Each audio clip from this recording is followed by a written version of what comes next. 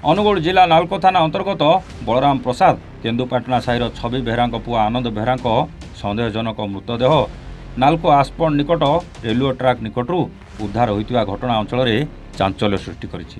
ପରିବାର ଲୋକଙ୍କ ସୂଚନା ଅନୁଯାୟୀ ଗତକାଲି ରାତିରେ ଗାଡ଼ି ଚଳାଇବା ପାଇଁ ଗାଡ଼ି ମାଲିକ ଅମିତ ସାମଲ ଆନନ୍ଦଙ୍କ ମୋବାଇଲକୁ ଫୋନ୍ କରି ଡାକିଥିଲେ।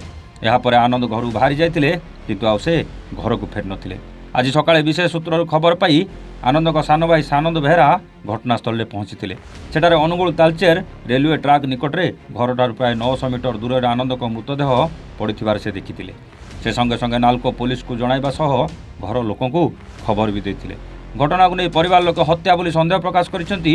ସେ ଆନନ୍ଦ ବେହେରା ଅଭିଯୋଗ କରି କହିଛନ୍ତି ଯେ ତାଙ୍କ ଭାଇଙ୍କୁ ଯୋଜନାବଦ୍ଧ ଭାବେ ହତ୍ୟା କରାଯାଇଛି। ଖବର ପାଇ ନାଲକୋ ପୁଲିସ ରେଲୱେ ପୁଲିସ ଘଟଣାସ୍ଥଳରେ ପହଞ୍ଚି ମୃତଦେହକୁ ଜବତ କରିବା ସହ ତଦନ୍ତ ବି ଆରମ୍ଭ କରିଦେଇଛି। ସାନନ୍ଦ ବେହେରା ଭାଇ ଆମର ଘରେ ଥିଲା କାଲି ଉପରବେଳା ଘରେ କହିକି ଗଲା ଗାଡ଼ି ଚଲେଇ ଯାଉଛି ଅମିତ ଭାଇର ଗାଡ଼ି ଚଲେଇ ଯିବା ପାଇଁ କହିଲା। ଯେଉଁ ଆମେ କହିଲୁ ଯା ତୁ ଆସିବୁ। ଏଠୁ ଅମିତ ଭାଇ ଆମକୁ ରାତିରେ ଘର ମୋବାଇଲକୁ କଲ୍ କଲେ। ସେ କହିଲେ ଆନନ୍ଦ ଆଜି ଆମ ଘରେ ରହିବ।